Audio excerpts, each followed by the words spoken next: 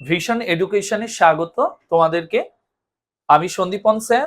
আজকে আমরা ভিশন এডুকেশনে যে ইউটিউব চ্যানেল, সেখান থেকে বেশ কিছু কোশ্চেন আমি তোমাদের সঙ্গে আলোচনা করব, এবং যেখানে বেশ কিছু কারেন্ট অ্যাফেয়ার্সের কোশ্চেন রয়েছে এবং স্ট্র্যাটেজিকের কোশ্চেনও থাকবে।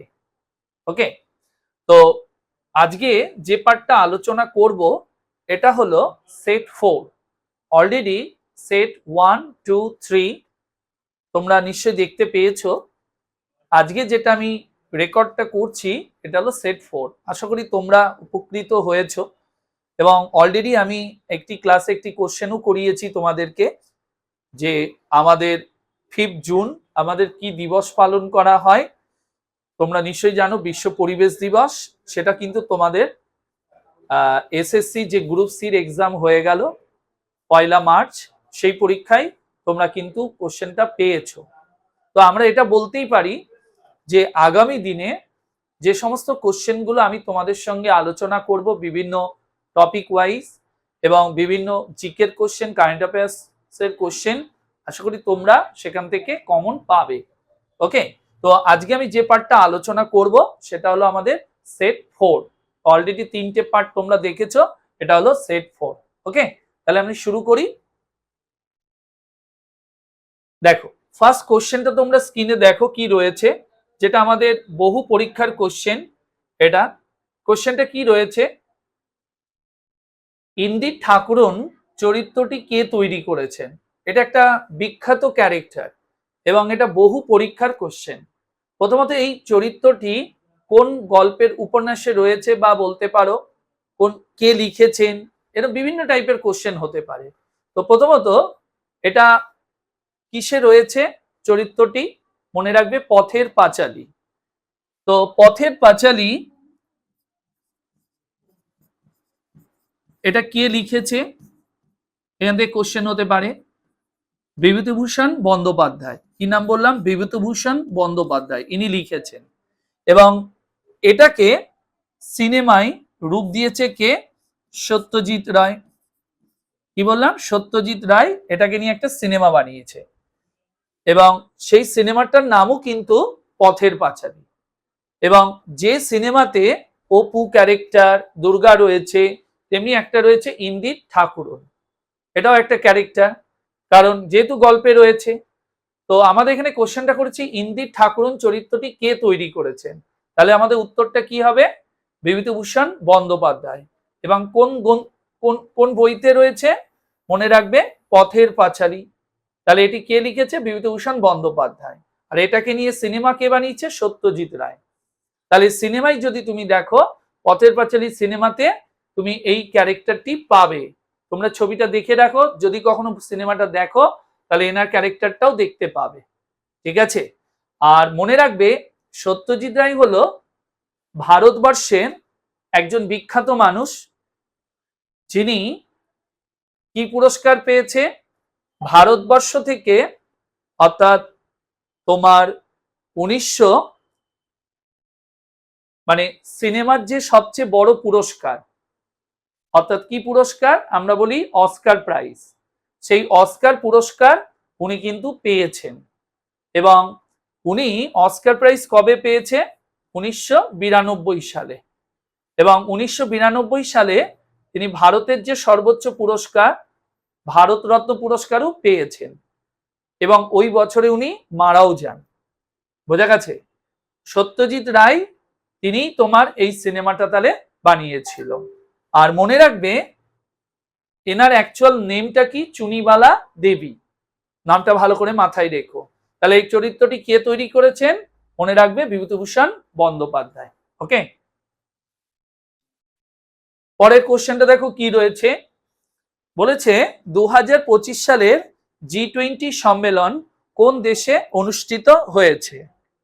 প্রথমত G20 সম্মেলন অর্থাৎ G20 মানে গ্রুপ 20, যেখানে 20খানা দেশ রয়েছে, বিশ্বের উন্নত এবং উন্নয়নশীল মোট 20খানা দেশকে নিয়ে এটা একটা গ্রুপ। তো তাদেরই 2025 সালের এই বৈঠকটা কোথায় হয়েছে। এখানে আমার দেশের নামগুলো দেয়া আছে। তাহলে যদি বলা হয় কোন দেশে হয়েছে, তাহলে মনে রাখবে দক্ষিণ আফ্রিকাতে হয়েছে। এবং দক্ষিণ আফ্রিকার কোন শহরে হয়েছে, মনে রাখবে জোহানেসবার্গ। কোথায় বললাম? দক্ষিণ আফ্রিকার জোহানেসবার্গ শহরে 2025-এ G20 সম্মেলন অনুষ্ঠিত হয়েছে। তাহলে এবার কোশ্চেন হতে পারে 25 এখানে বলেছি, 26, 27, 28 আরো তিনটে আমাদের অলরেডি ঘোষণা হয়েছে। এবং আগামী দিনে রেলের পরীক্ষা বলো বা জিডির পরীক্ষা বলো, কেপির এক্সাম বলো, সেই পরীক্ষাগুলোর জন্য গুরুত্বপূর্ণ। এই 25-এরটাও জানতে চাইতে পারে, বা এবছরেরটা কোথায় হবে এটাও কিন্তু জানতে চাইতে পারে। খুব ইম্পর্টেন্ট, খুব ভালো করে মাথায় রাখবে। তাহলে 25টা এখানে বলা আছে। তাহলে এবার যদি বলা হয় 2026-এ কোথায় হবে, মনে রাখবে ইউএসএ তে হবে। তারপরে 2027-এ কোথায় হবে, 2027-এ যদি বলা হয় তাহলে মনে রাখবে ইউকে তে হবে। আর 2028-এ কোথায় হবে, সাউথ কোরিয়া। কোথায় বললাম? South Korea. তো তাহলে আমাদের আগামী তিনটে 26, 27, 28 আমাদের G20 সম্মেলন কোথায় অনুষ্ঠিত হবে, তিনটে দেশের কথা বললাম। আর লাস্ট ইয়ারে কোথায় হয়েছে, দক্ষিণ আফ্রিকার জোহানেসবার্গ শহরে এটা তোমার অনুষ্ঠিত হয়েছে। ওকে, এবার আসি নেক্সট কোশ্চেনে। ভালো করে দেখো পরের কোশ্চেনটা কি রয়েছে। বলেছে জাতীয় বিজ্ঞান দিবস কত তারিখে পালন করা হয়। প্রথমত এই দিবসগুলো খুব ইম্পর্টেন্ট, এবং আমি তোমাদেরকে বারবার বলছি, আমি যে সেট 1, 2, 3 তে যে দিবসগুলো নিয়ে আলোচনা করছি তোমরা দেখে যাও, 100% তোমরা কিন্তু কমন পাবেই। তো অলরেডি আমি 5 জুন এটাও আলোচনা করেছি, যেটা কিনা আমাদের এসএসসি গ্রুপ সি তে তোমাদের এই কোশ্চেনটা এসেছে। তো আমি এটাও বলতে পারি আগামী দিনে অন্যান্য পরীক্ষাতেও তোমরা কমন পাবে, শুধু সেটগুলো অবশ্যই ভালো করে দেখো। কি বলেছে, জাতীয় বিজ্ঞান দিবস কত তারিখে পালন করা হয়। প্রথমত জাতীয় বিজ্ঞান দিবস যেদিন আমরা পালন করি এটা খুব গুরুত্বপূর্ণ দিন। তাহলে কত তারিখে পালন করা হয়, মনে রাখবে 28 ফেব্রুয়ারি। কেন? সিভি রামন, তোমরা নিশ্চয় নামটা শুনেছো। কি নাম বললাম? সিভি রামন। এই সিভি রামন তিনি যে রামন এফেক্ট যেটা আবিষ্কার করেন কবে, 1928 সালের 28 ফেব্রুয়ারি। কবে? 1928 সালের 28 ফেব্রুয়ারি এটা আবিষ্কার করেন রামন এফেক্ট। এবং ওই কারণে এই 28 ফেব্রুয়ারি এই দিনটাকে আমরা কি দিবস পালন করি, জাতীয় বিজ্ঞান দিবস। তাহলে এটার আনসার কোনটা হবে, এটি। এবং মনে রাখবে এইটার জন্য এই আবিষ্কারের পর তিনি সিভি রমন অর্থাৎ 1930 সালে তিনি কি পুরস্কার পান, নোবেল প্রাইজ পেয়েছিলেন। কোন সাবজেক্টে? ফিজিক্সে। এবং এই সিভি রমন 1954 সালে ভারতের সর্বোচ্চ পুরস্কার ভারতরত্ন পুরস্কার প্রথম কোন সায়েন্সের জন্য কেউ যদি বলি পেয়েছে, তাহলে পেয়েছে কে? সিভি রমন। বোঝা গেল? কতগুলো ইনফরমেশন আমি তোমাদের সঙ্গে বললাম। তাহলে সিভি রমন কি আবিষ্কার করেছে, কবে করেছে বললাম। আর ওই জন্য এই দিনটাকে আমরা বলি বিজ্ঞান দিবস, জাতীয় বিজ্ঞান দিবস। আর কি বললাম, 1930-এ তোমার এই যে নোবেল পুরস্কার উনি পেয়েছেন ফিজিক্সের জন্য, এবং 1954 সালে ইনি ভারতরত্ন পুরস্কার পেয়েছেন। এবার আসি আমরা এই দিনটা 25শে জানুয়ারি। এই দিনটা কি দিবস পালন করা হয়? দুটি দিবস পালন হয়। একটা হচ্ছে কি দিবস, ন্যাশনাল ভোটার্স ডে। কি বললাম? National voters day. ঠিক আছে, কেন ভোটার্স ডে পালন করা হয়? কারণ 1950 সালে 25শে জানুয়ারি এই যে আমাদের যে নির্বাচন কমিশন, এই নির্বাচন কমিশন এস্টাবলিশড হয়েছিল। আর ওই জন্য এই দিনটাকে আমরা কি দিবস বলি, ন্যাশনাল ভোটার্স ডে সেলিব্রেট করা হয়। এছাড়াও এই দিন আরেকটা দিবস পালন করি, সেটা কি দিবস, ন্যাশনাল কি দিবস, tourism day. National tourism day, এটাকেও সেলিব্রেট করা হয়। ঠিক আছে, তাহলে 25শে জানুয়ারি দুটো দিবস আলোচনা করলাম। এবার আসি 8ই মার্চ। 8ই মার্চ কি দিবস? এটা আশা করি পারবে। এটা কি দিবস? এই মাসেই আন্তর্জাতিক বা international women's day. International women's day বা আন্তর্জাতিক মহিলা দিবস কত তারিখে পালন করা হয়? মনে রাখবে 8ই মার্চ এই দিবসটাকে আমরা পালন করি। ভালো করে একটু মাথায় রেখো। আর পড়ে থাকলো আরেকটা দিন, কি? 21শে ফেব্রুয়ারি, যেটা আমরা গত মাসেই সেলিব্রেট করেছি। কি দিবস? আন্তর্জাতিক মাতৃভাষা দিবস, ইন্টারন্যাশনাল মাদার ল্যাঙ্গুয়েজ ডে। ঠিক আছে, বা আন্তর্জাতিক মাতৃভাষা দিবস কত তারিখ? 21শে ফেব্রুয়ারি। তাহলে প্রত্যেকটা দিবস আমি তোমাদের সঙ্গে আলোচনা করলাম, আশা করি বুঝতে পেরেছো। এবার আসি পরেরটায়। পরের কোশ্চেনটা দেখো, যে কোশ্চেনটা আমি রয়ে দিয়েছি 100% আগামী দিনে কোনো না কোনো পরীক্ষায় তুমি কমন পাবেই, এবারে 100%। কি কোশ্চেনটা দেখো, 2025-26 সালে রঞ্জি ট্রফি কোন দল জয়লাভ করেছে? কারণ রঞ্জি ট্রফির যে ইতিহাস, অ্যাকচুয়ালি রঞ্জি ট্রফি কোন সময় থেকে চালু হয়েছে? মনে রাখবে 1934-35 এই মরশুম থেকে শুরু হয়েছে। তো এখনো পর্যন্ত সবচেয়ে বেশিবার কারা জিতেছে? মুম্বাই 42 বার জিতেছে। কতবার? 42 বার। তাহলে রঞ্জি ট্রফি সবচেয়ে বেশিবার জিতেছে মুম্বাই, 42 বার জিতেছে। এবং এবছরে মানে 25-26-এ যে রঞ্জি ট্রফি ফার্স্ট টাইম, মানে এই ইতিহাসে 34-এর পর থেকে আজ অব্দি প্রথমবার জয়লাভ করলো কোন টিম? মনে রাখবে জম্মু কাশ্মীর। ঠিক আছে, জম্মু কাশ্মীর হলো প্রথম টিম যারা রঞ্জি ট্রফি জয়লাভ করেছে এবছরে। তাহলে আমাদের উত্তরটা কোনটা হবে? আর রানার্স টিম কারা ছিল? ঠিক আছে, তাহলে রানার্স টিম কে ছিল? কর্ণাটক। আর উইনার টিম হলো জম্মু কাশ্মীর। এবং সবচেয়ে যে বেশি উইকেট পেয়েছে জম্মু কাশ্মীরের নবী, ইনি হলো সবচেয়ে বেশি উইকেট পেয়েছেন এবং ইনি ম্যান অফ দ্য টুর্নামেন্টও তাকে দেওয়া হয়েছে। ঠিক আছে, খুব ভালো করে এটা মাথায় রেখো। তাহলে 25-26-এ রঞ্জি ট্রফি কোন দল জয়লাভ করেছে? আর রঞ্জি ট্রফি কোন খেলার সঙ্গে যুক্ত? মনে রাখবে ক্রিকেট খেলার সঙ্গে যুক্ত। কবে চালু হয়েছে এবং সবচেয়ে বেশিবার কারা জিতেছে, সবকটা ইনফরমেশন বললাম। ওকে, এবার আসি আমরা পরের কোশ্চেনে। পরের কোশ্চেনটা দেখো কি রয়েছে, বলছে কোন সংস্থা দাদা সাহেব ফালকে পুরস্কার প্রদান করে? দেখো, দাদা সাহেব ফালকে পুরস্কার আমরা সকলেই জানি।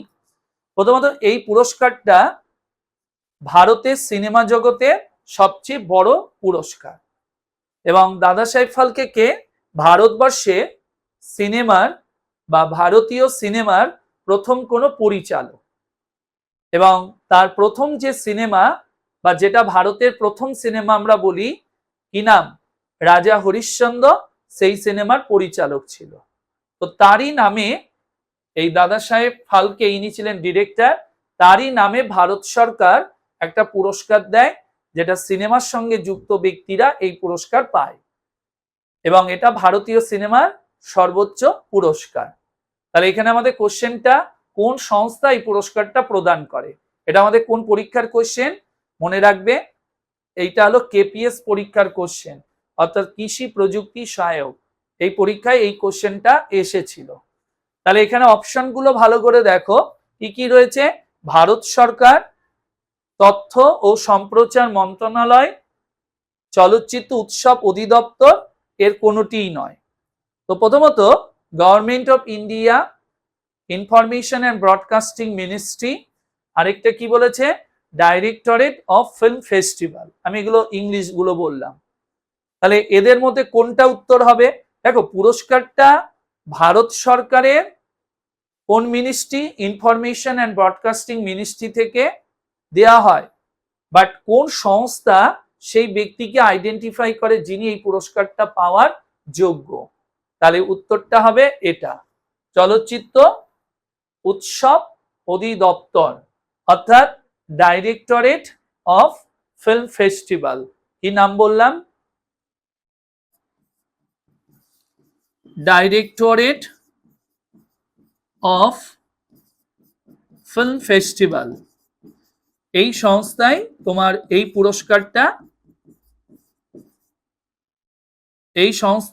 পুরস্কারটা প্রদান করে। খুব ভালো করে এটা মাথায় রেখো। আর মনে রাখবে এই যে প্রাইজটা কি বললাম, ভারতে সিনেমা জগতে সবচেয়ে কি বড় কোনো পুরস্কার। কবে স্টার্ট হয়েছিল? মনে রাখবে 1969 এটা শুরু হয়। এবং এই পুরস্কারটা সর্বশেষ কে পেয়েছে? সাউথ সিনেমার কি নাম? মোহনলাল। ইনি পেয়েছেন কোন ভাষা? মালায়ালাম ভাষার।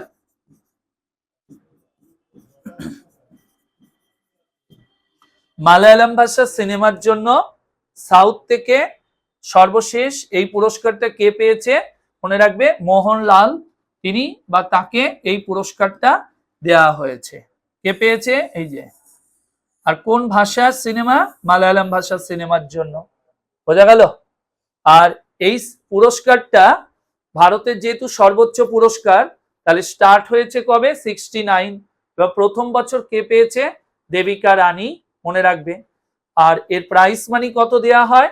এই পুরস্কারে 10 লাখ টাকা এদের পুরস্কার মূল্য হিসাবে প্রদান করা হয়ে থাকে। ঠিক আছে, এবার আসি নেক্সট কোশ্চেনে। পরের কোশ্চেনটা দেখো, CAG controller and auditor general কোন আর্টিকেলে রয়েছে? মানে আমাদের সংবিধানের কোন আর্টিকেলে সিএজি সম্বন্ধে বলা হয়েছে? তো মনে রাখবে 148 নম্বর আর্টিকেলে বলা হয়েছে। এবং সিএজি কে অ্যাপয়েন্ট করে? প্রেসিডেন্ট করে থাকে। আর নমিনেটর কে হয়? Prime minister. আর মনে রাখবে সিএজি অর্থাৎ ক্যাগ এদের যদি কার্যকাল বা ডিউরেশন টাইম ক বছর? মনে রাখবে 6 ইয়ার্স অথবা 6 বছর অথবা 65 বছর, 65 ইয়ার্স। এবার কি বলা হচ্ছে? Which ever is earlier. Which ever is earlier অর্থাৎ যেটা তোমার আগে হবে সেটাকেই ধরা হবে। মানে হয় 6 বছর নয় 65, এদের হলো কার্যকাল। তো এবার যদি কোশ্চেন হয় এই যে সিএজি আমাদের দেশে কত নম্বর আর্টিকেল? 148। এদের কার্যকাল ক বছর? 6 বছর অথবা 65 বছর, যেটা আগে আসবে। ওকে, এবার আমি তোমাদের জন্য একটা কোশ্চেন দিলাম। এই কোশ্চেনটার এগেনস্টে বর্তমানে আমাদের দেশে সিএজি কে রয়েছে বা ক্যাগের প্রধান কে রয়েছে? সিএজি কে রয়েছেন বর্তমান? অবশ্যই উত্তর দেবে কমেন্ট বক্সে। ঠিক আছে, আমি কিন্তু দেখব। পরের কোশ্চেনটা, ইন্টারন্যাশনাল ক্রিমিনাল কোড।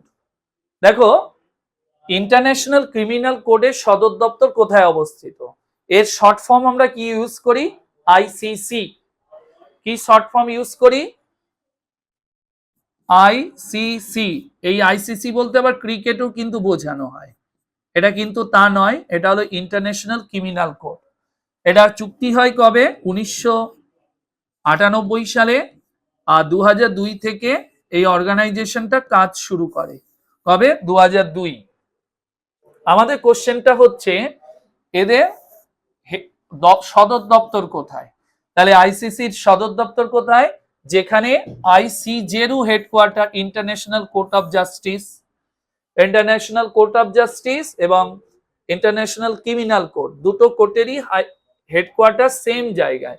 তাহলে উত্তরটা কি হবে? The Hague, Netherland. তাহলে উত্তরটা কি হবে? The Hague, Netherland. মনে রাখবে। কি বললাম আমি এখানে? কোশ্চেনটা দিয়েছি ক্রিমিনাল কোডে, যাদের হেডকোয়ার্টার দা হেগ, সঙ্গে আরেকটা কি বললাম? ICJ, international court of justice. মানে যেটা কিনা ইউনাইটেড নেশনের একটি প্রিন্সিপাল অর্গান, 1945-এ তৈরি হয় এবং তাদেরই হেডকোয়ার্টার দা হেগ, নেদারল্যান্ড। ওকে, এবার আসি নেক্সট কোশ্চেন। ভালো করে দেখো কি রয়েছে। বলছে দ্য হোয়াইট টাইগার বইটি কার লেখা? প্রথমত এটা একটা বিখ্যাত বই, যে বইয়ের জন্য ইনি মানে যেটা উত্তর হবে বা যে রাইটার হবে তিনি বুকার প্রাইজ পেয়েছিল 2008 সালে। ঠিক আছে, তাহলে আমাদের যদি কোশ্চেনে বলে দ্য হোয়াইট টাইগার বইটি কার লেখা, তাহলে প্রথমত উত্তরটা হবে ইনি অরবিন্দ আদিগা। ইনি কে? ভারতে জন্মগ্রহণকারী অস্ট্রেলিয়ার একজন লেখক এবং একজন জার্নালিস্ট, যিনি কিনা এই বইটির জন্য, হোয়াইট টাইগার বইটির জন্য 2008 সালে কি পুরস্কার পেয়েছে? মনে রাখবে, বুকার পুরস্কার পেয়েছিলেন। ঠিক আছে, কত সালে? 2008 সালে। কোন বইটার জন্য? দ্য হোয়াইট টাইগার, কে? অরবিন্দ আদিগা। এবার কোশ্চেন হতে পারে ভারত থেকে প্রথম বুকার পুরস্কার কে পেয়েছেন, তাহলে মনে রাখবে 1997 সালে ভারত থেকে প্রথম বুকার পুরস্কার পেয়েছে। ঠিক আছে, 1997 সালে ভারত থেকে প্রথম বুকার পুরস্কার পেয়েছে। বইটির নাম কি? The God of Small Things. বইটার নাম কি? The God of Small things. বইটির জন্য প্রথম যিনি এই পুরস্কারটা পেয়েছেন, কি নাম? অরুন্ধতী রায়। কি বইটার নাম? The God of Small Things বইটার জন্য। আর প্রথম ভারতীয়, the God of Small Things, Arundhati Roy. আর এটা হলো 2008 সালে পেয়েছেন। আর অরুন্ধতী রায় বা ভারত থেকে প্রথম এই পুরস্কার কবে পেয়েছে? 1997। বাট আমাদের কোশ্চেনে উত্তর অনুযায়ী অরবিন্দ আদিগা কবে? 2008। ওকে, নেক্সট কোশ্চেন, ভারতের বর্তমান চিফ অফ ডিফেন্স স্টাফ কে? প্রথমত চিফ অফ ডিফেন্স স্টাফ বলতে সিডিএস। আগে কি হতো, আমাদের দেশে প্রত্যেকটা বাহিনী, আর্মি, নেভি অ্যান্ড এয়ারফোর্স, এদের মাথায় একজন করে প্রধান থাকতো, যারা কিনা সরাসরি ডিফেন্স মিনিস্ট্রির সঙ্গে যোগাযোগ করতে পারত। কিন্তু পরবর্তীকালে ভারত সরকার এই তিন বাহিনীর মাথায় একজনকে দায়িত্ব দেয়, সেটা হলো CDS, chief of defence staff. তাই সিডিএস পোস্টটা তৈরি করে। এনার কাজ হবে এই তিনটে বাহিনীকে ইনি পরিচালনা, বা তিনটে বাহিনীর বিভিন্ন বিষয় নিয়ে ইনি কাজ করবে, এবং এনার কাজ হবে যেটা ডিফেন্স মিনিস্ট্রির সঙ্গে। বোঝা গেল? তো এই চিফ অফ ডিফেন্স স্টাফ, তার মানে তিন বাহিনী মানে আর্মি, নেভি এবং এয়ারফোর্স, এই তিন বাহিনীর মাথায় কে রয়েছে? তোমার এই সিডিএস পোস্টটা। তাহলে ভারতবর্ষে সিডিএস পোস্ট কবে চালু হয়েছে যদি বলে চালু হয়েছে, তাহলে উত্তর আসবে 1 জানুয়ারি 2020। 1 জানুয়ারি 2020 তোমার এই পোস্টটা তোমার চালু হয়েছে।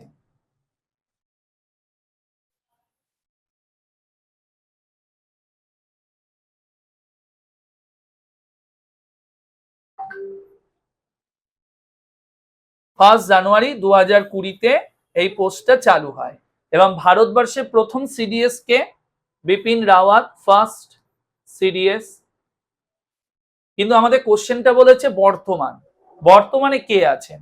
তাহলে মনে রাখবে বর্তমানে কে আছে? অনিল চৌহান। ভারতের বর্তমান সিডিএস যদি বলা হয়, মনে রাখবে অনিল চৌহান, মানে উত্তর হবে আমাদের এটা। এবং ইনি কতদিন পর্যন্ত থাকবে? এবছর, মানে মে 2026 পর্যন্ত আপাতত তাকে দায়িত্ব দেওয়া আছে। যদি না কোনো চেঞ্জ না হয় তাহলে তিনি এই সময়ের পর্যন্ত থাকবে। এবার যদি তার পোস্টটাকে এক্সটেন্ড করে সেক্ষেত্রে তার এই সময়টা আরো বাড়বে। বাট আপাতত 2026-এর মে পর্যন্ত তিনি এই পোস্টটা দায়িত্বে থাকবেন। কে? অনিল চৌহান, মনে রাখবে। তার মানে আমাদের কোশ্চেনের উত্তর কি? অনিল চৌহান। আর সিডিএস পোস্ট কবে চালু হয়েছে? বোঝা গেছে? চলো পরেরটায় আসি।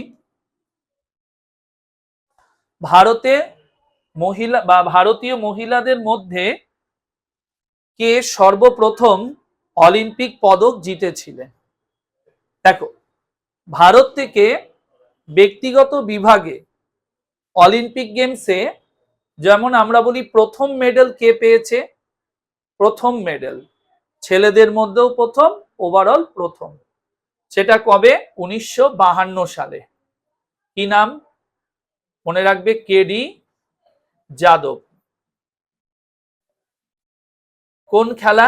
মনে রাখবে কুস্তি, রেসলিং। কবে পেয়েছে? 1952 সালে। অলিম্পিকটা কোথায় হয়েছিল? Helsinki Olympic.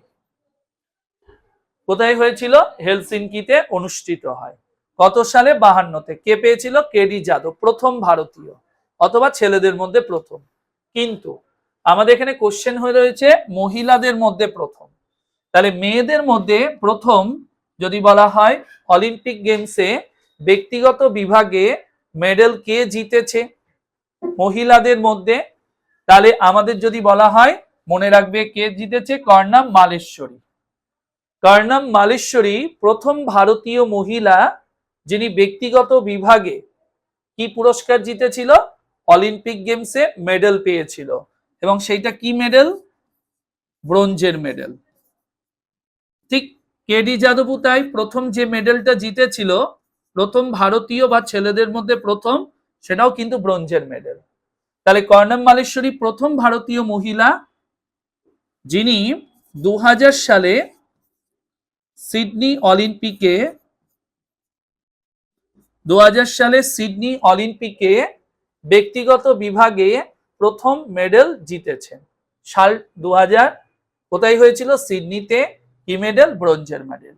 এবার কোশ্চেন, ইনি কোন খেলার সঙ্গে যুক্ত? যেটা কিনা আমাদের বহু পরীক্ষার কোশ্চেন। তাহলে কোন খেলা? মনে রাখবে বাংলায় যাকে আমরা বলি ভারোত্তোলন, ইংলিশে যাকে বলা হয় ওয়েট লিফটিং। ঠিক আছে, সেই ওয়েট লিফটিং এর সঙ্গে কর্ণম মালেশ্বরী যুক্ত। ঠিক আছে, চলো পরের কোশ্চেনে যাই। আচ্ছা, পরের কোশ্চেনে যাওয়ার আগে আমাদের যে কনভোকেশন যেটা হয়ে গেছে, 8th কনভোকেশন, ভালো করে দেখো এখানে আমাদের এবছরে কতজন সফল হয়েছে সংখ্যাটা ভালো করে দেখো, 67। এবং তারা কিনা এসএসসি জিডিতে 2025-এর জিডিতে চাকরি পেয়েছে। এবং আশা করি আগামী দিনে তোমরাও এই চাকরি যাতে পেতে পারো, এবং আগামী দিনে তোমাদের জন্য যাতে সেটা কেপি হতে পারে, জিডি হতে পারে, বা ডাব্লিউবিপির এক্সাম হতে পারে। ওকে, তো তার জন্য চাই সঠিক একটা প্রস্তুতি, এবং সেই প্রস্তুতির জন্য আমার মনে হয় তোমরা অবশ্যই যোগাযোগ করতে পারো ভিশনের সঙ্গে। এবং এখানকার যে তোমরা যে ফ্যাকাল্টি টিম বা স্টাফ যারা রয়েছে, তোমাদেরকে বিভিন্ন বিষয়ে তোমাদেরকে যে হেল্প করার জন্য যেগুলো প্রয়োজন সেগুলো যথেষ্ট ভালো মানের রয়েছে। তোমরা অবশ্যই যোগাযোগ করতে পারো এনাদের সঙ্গে, অর্থাৎ বা এই অর্গানাইজেশন, তার নাম কি? ভিশন।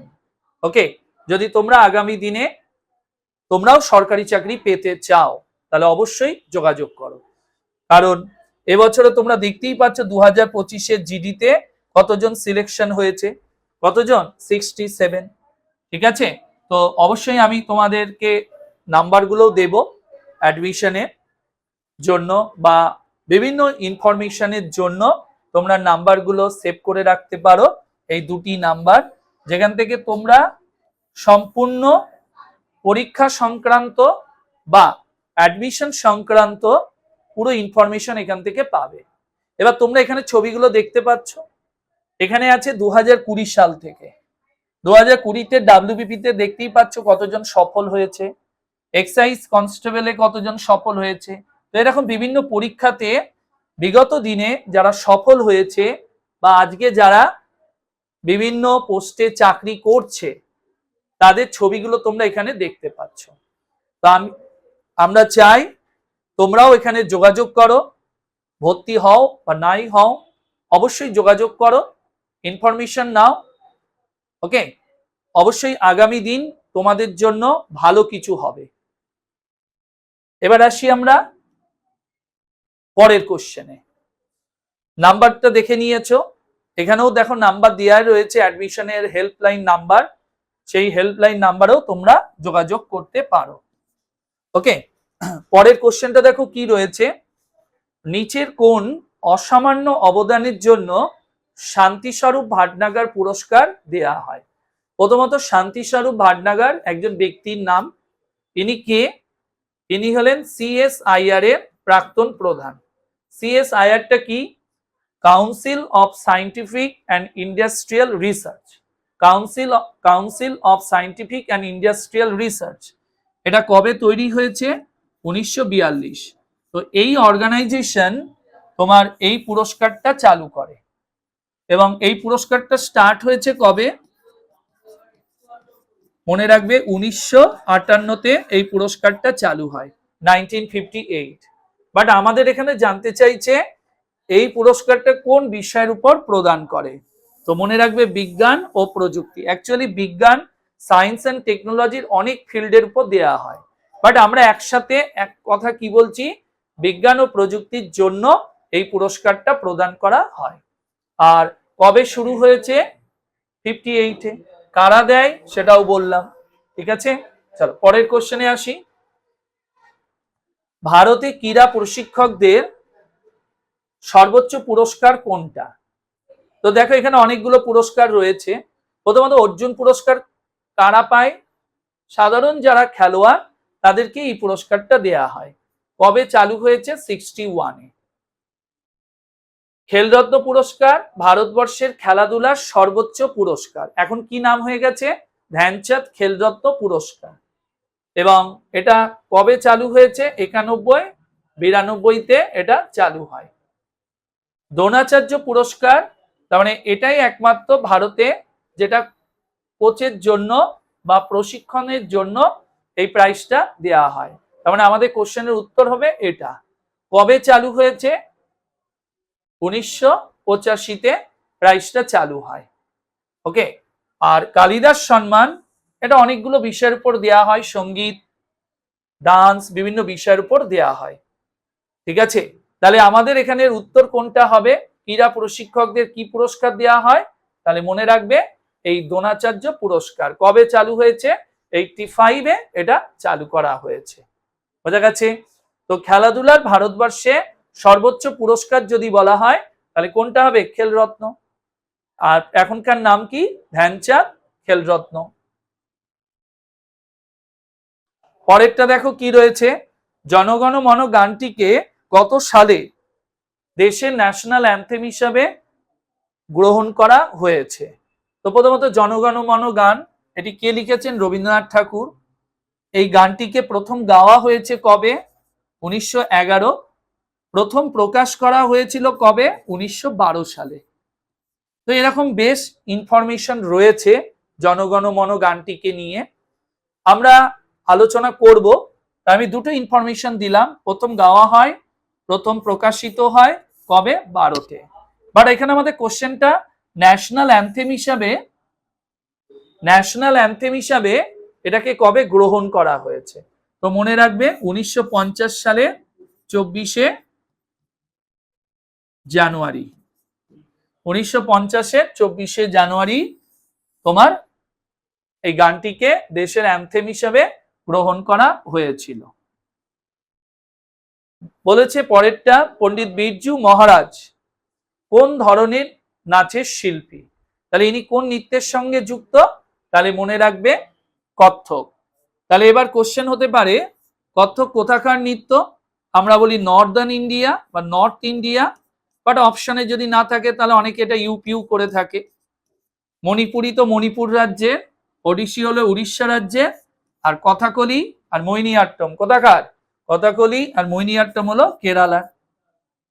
ঠিক আছে, কথাকলি এবং মোহিনীআট্টম যদি বলা হয় কোন রাজ্যে? কেরল রাজ্যে। তারপর সাত্রিয়া আছে আসাম রাজ্যে, তারপরে তোমার ভারতনাট্যম রয়েছে তামিলনাড়ু রাজ্যে। ঠিক আছে, একটু মাথায় রাখতে হবে, এগুলো হলো আমাদের দেশের এক একটা ক্লাসিক্যাল ডান্স। পরেরটা বলেছে সুকান্ত ভট্টাচার্যের বিখ্যাত রানার কবিতার সুরারোপ কে করেছিলেন? সুরটা কে দিয়েছিল? তো মনে রাখবে রানার কবিতা সুরটা কে দিয়েছিল? সলিল চৌধুরী। আর এই গানটা গেয়েছিলেন কে? হেমন্ত মুখোপাধ্যায়। মানে এর আগেও গেয়েছেন, বাট হেমন্ত মুখোপাধ্যায়ের গাওয়ায় এই গানটা কিন্তু সবচেয়ে বেশি জনপ্রিয় হয়েছিল, মনে থাকবে, এবং এটা সবচেয়ে বেশি শিরোনামে এসেছিল। তো যাই হোক, আমাদের কোশ্চেনে দিয়েছে সুরারোপ কে করেছিল, তাহলে উত্তরটা হবে সলিল চৌধুরী। পরেরটা কি বলেছে, কোন ভারতীয় খেলোয়াড় পরপর দুটি অলিম্পিকে দুটি মেডেল জয়লাভ করেছেন, মানে পরপর দুটো অলিম্পিক, সেই অলিম্পিকে দুটি মেডেল জিতেছে। তাহলে উত্তর কি হবে, পিভি সিন্ধু। একটা হলো 2016 সালে রিও অলিম্পিকে, মানে রিও ডি জেনেরিওতে হয়েছিল, কি মেডেল পেয়েছিল, সিলভার মেডেল। পরেরটা পেয়েছে 2020 অলিম্পিক, যেটা হয়েছিল 21-এ, কোভিডের জন্য পিছিয়ে গিয়েছিল, সে কোথায় হয়েছিল, এটা টোকিওতে, এবং সেখানে কি মেডেল জিতেছিল, ব্রোঞ্জের মেডেল জিতেছিল। তো ভারত থেকে প্রথম কোনো খেলোয়াড় বা প্রথম কোনো মহিলা খেলোয়াড় পিভি সিন্ধু, যিনি পরপর দুটো অলিম্পিকে দুটি মেডেল জয়লাভ করেছে। কিন্তু যদি কোশ্চেনে বলে পুরুষদের মধ্যে প্রথম যিনি পরপর দুটো অলিম্পিকে দুটি মেডেল পেয়েছে, তাহলে সেক্ষেত্রে উত্তর আসবে নীরজ চোপড়া। যেমন 20 অলিম্পিক, যেটা 21-এ হয়েছিল টোকিওতে, এই অলিম্পিকে গোল্ড পেয়েছে। আর 2024-এর অলিম্পিক, যেটা কিনা প্যারিসে হয়েছিল, এখানে কি পেয়েছে, সিলভার। ঠিক আছে।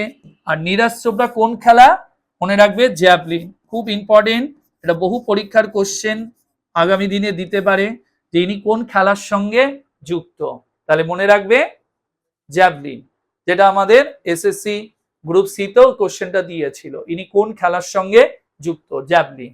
ওকে। পরেরটা দেখো কি বলেছে, ভাদু পল্লীগীতি কোন অঞ্চলে। তো অ্যাকচুয়ালি এটা কোন অঞ্চলে, মনে রাখবে এটা হলো মেদিনীপুরে কিছুটা রয়েছে, বর্ধমানের কিছুটা রয়েছে, আসানসোলের ওই দিকটা, বীরভূমে রয়েছে, বাঁকুড়াতে রয়েছে, পুরুলিয়াতে রয়েছে। তো আনসারটা হবে এটা। এটা কোন সময় হয়, ভাদ্র মাসে হয়, ভাদু উৎসব, সেই ভাদু উৎসবে এই গানটা গাওয়া হয়, পল্লীগীতি। ঠিক আছে, তাহলে ভাদু উৎসবে এই গানটা কিন্তু গাওয়া হয়। ওকে। আর কোন অঞ্চলে, পুরুলিয়া, বাঁকুড়া, বর্ধমান, মেদিনীপুর, এই অঞ্চলে এই গানটা গাওয়া হয়। উৎসবটা ভাদু উৎসব, কোন সময় হয়, ভাদ্র মাসে হয়। এটার আরো অনেক ইনফরমেশন আছে, আগামী দিনে তোমাদের সঙ্গে আমি বলবো, এগুলো আলোচনা করব আগামী দিনে। পরেরটা কি বলেছে, কল্লোল নাটক রচয়িতাকে। দেখো কল্লোল নাটকের রচয়িতা যদি বলা হয় কে, উৎপল দত্ত। মনে রাখবে এই নাটকের রচয়িতাকে, উৎপল দত্ত। এবং এটা কলকাতায় মিনার্বা যে থিয়েটার, সেখানে এটা প্রথম এই নাটকটা মঞ্চস্থ করা হয়েছিল। ওকে। তাহলে এই নাটকের রচয়িতাকে, মনে রাখবে উৎপল দত্ত। এটা খুব ফেমাস এবং এটা বহু পরীক্ষার কোশ্চেন, পিএসসি পরীক্ষায় এসেছে বহুবার। পরেরটা কি বলেছে, পরমবীর চক্র পুরস্কার প্রথম কে পেয়েছেন। প্রথমত পরমবীর চক্র পুরস্কার আমাদের দেশের সাহসিকতার সবচেয়ে বড় পুরস্কার। ঠিক আছে, সাহসিকতার সবচেয়ে বড় পুরস্কার পরমবীর। সেকেন্ড যেমন আমরা বলি মহাবীর, থার্ড হলো বীর। তো সেই পুরস্কারটা প্রথম কে পেয়েছে, মেজর সোমনাথ শর্মা। কবে পেয়েছে, 1947 সালে। 1947 সালে তাকে এই পুরস্কারটা প্রথম দেয়া হয়। কিন্তু যদি কোশ্চেন হয় পরমবীর চক্র পুরস্কার এস্টাবলিশড হয়েছে কবে, তাহলে কিন্তু উত্তর আসবে, তাহলে যদি উত্তর হবে 1950 সালে, 26শে জানুয়ারি এটা এস্টাবলিশড হয়েছে। ওকে। কিন্তু যদি বলা হয় প্রথম পেয়েছে কে, 47-এ মেজর সোমনাথ শর্মা পেয়েছে। একটু অড লাগতে পারে, এস্টাবলিশড হলো এই সময় আর পেয়েছে কোন সময়, 47-এ। এর কারণ রয়েছে, বোঝা গেছে। কারণ এই সময় যেটা চালু হয় বা তাকে পুরস্কার দেয়া হয়েছিল, মানে 47-এ ডিসেম্বরে, সেই সময় ভারত স্বাধীন হয়েছিল, কিন্তু আমরা সেই সময় ডমিনিয়ন স্ট্যাটাসে ছিলাম। সেই ডমিনিয়ন স্ট্যাটাসে সময় তাকে এই পুরস্কারটা দেয়া হয়। বাট এটা রিপাবলিক অফ ইন্ডিয়ার পুরস্কার হিসাবে কবে এই পুরস্কারটা প্রতিষ্ঠা পেল বা এস্টাবলিশড হয়েছিল, 1950-এ 26শে জানুয়ারি। ওই জন্য আমরা বলি এটা এস্টাবলিশড হয়েছে এই সময়। আর প্রথম যেহেতু পেয়েছে সোমনাথ শর্মা, এটা হলো এই সময়। ওকে, তার ছবিটাও এখানে দেখতে পাচ্ছ। নেক্সট কি বলেছে, ভারতের সর্বোচ্চ বেসামরিক পুরস্কার কোনটি? অর্থাৎ সামরিক নয়, যেমন একটু আগে কোশ্চেনটা বললাম সামরিকের ক্ষেত্রে সর্বোচ্চ কোনটা, পরমবীর চক্র, বাট বেসামরিক বলতে যেটা সামরিক নয়, তাহলে সেটা কোনটা হবে? মনে রাখবে ভারত রত্ন। কবে চালু হয়েছে? 1954 সালে। এর সঙ্গে আরো 3টে পুরস্কার, যেমন ভারত রত্ন তো হয়েছে, সঙ্গে পদ্মবিভূষণ, পদ্মভূষণ এবং ভারত রত্ন, পদ্মবিভূষণ, পদ্মভূষণ এবং পদ্মশ্রী, এই সব কটা পুরস্কার কবে চালু হয়েছে? 54। বাট এখানে কোশ্চেনটা যেহেতু সর্বোচ্চ, যেটা ভারত রত্ন কবে চালু হয়েছে? 54-তে। ওকে, আর এটা হলো আমাদের দেশের কি সর্বোচ্চ পুরস্কার। আর এই পুরস্কার কিন্তু প্রতি বছর দেয়া হয় না, যোগ্য ব্যক্তি পেলে তবে দেয়া হবে, নলে দেয়া হবে না। বোঝা গেছে? তো আজকে তোমাদের সঙ্গে আমি কারেন্ট অ্যাফেয়ার্সের কোশ্চেন এবং স্ট্যাটিক জিকের কোশ্চেন আলোচনা করলাম, আশা করি তোমরা বুঝতে পেরেছো। এবং যদি তোমরা মনে করো আগামী দিনে ডিফেন্সের এবং পুলিশের পরীক্ষার তোমরা প্রিপারেশন নিতে চাও বা এগুলো সম্বন্ধে যদি কোনো ইনফরমেশন জানতে চাও, তাহলে অবশ্যই এই যে দুটি হেল্পলাইন নাম্বার রয়েছে, তাহলে এই হেল্পলাইন নাম্বারে যোগাযোগ করবে।